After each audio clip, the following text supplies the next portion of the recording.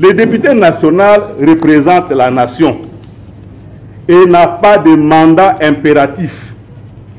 C'est inscrit dans la constitution de notre pays à l'article 101. Le député provincial est investi des mêmes prérogatives à l'échelle de la province. Les opinions des élus du peuple, non investis de charges de porte-parole de leur formation politique, concernent le peuple dont ils sont les représentants.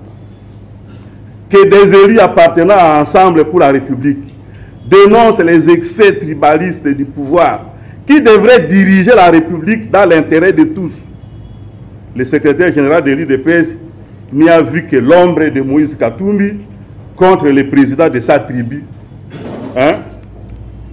Contre le président de sa tribu. Que dire? Sinon, Seigneur Dieu, il faut avoir pitié de notre pays.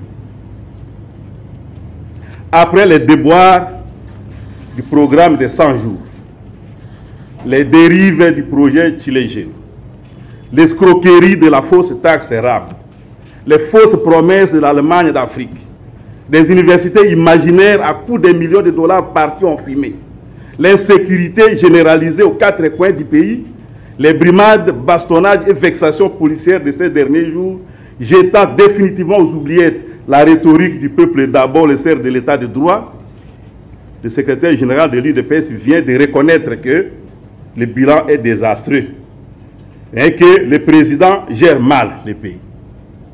Tout en invitant le peuple et le monde entier à reporter les jugements sur Moïse Katumbi, au lieu de s'en prendre au chef des tribus qui veut protéger. Du seul fait que Moïse Katumbi combat les chefs du fait de son origine tribale. Il y a là la démonstration d'une nullité absolue. Hier, notre frère Moïse Katumbi avait financé Genval, visa, titre de voyage et de séjour. Les RASOP, qui était la conséquence de ces grands rendez-vous historiques, avait-il été tribal? Hier, Moïse avait gouverné les Katanga. Y a-t-on trouvé des actes de tribalisme dans sa gestion? Moïse compte de nombreuses réalisations personnelles à travers le pays. Même dans l'espace kassaïen, il ne manque pas quelque part un hôpital réhabilité ou un auditoire construit. Et c'est là des réalisations d'un tribaliste.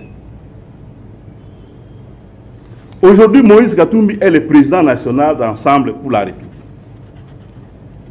Le secrétaire général de ce parti est un député originaire de la Tchopo, dans le nord-est.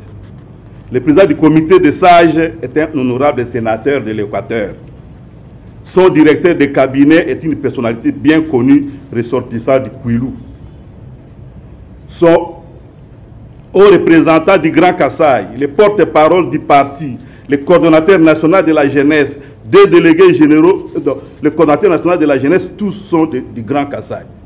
Et ce n'est pas tout, il y a même des secrétaires nationaux aussi, ici, là le gouverneur du parti, comme le professeur Kalambaye, ou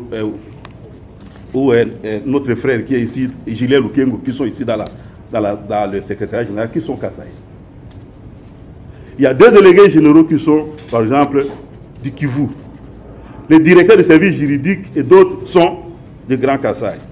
Aucun délégué général du parti, parmi les 12 qui ont été nommés, n'est du Haut-Katanga, la province de Katumbi. L'assistant personnel de M. Katumbi, le premier et le dernier à le voir dans une journée, M. Henri Kongolo Biata, est du Kasaï oriental. Combien de partis politiques pourraient-ils affirmer une telle diversité? Puisque M. Augustin Kabouya cherche un tribaliste à s'offrir comme un bouc émissaire, il ferait peut-être mieux de passer devant un miroir. Et aussi se remémorer qui sont les dirigeants de son parti. Il en trouvera certainement un de vrai.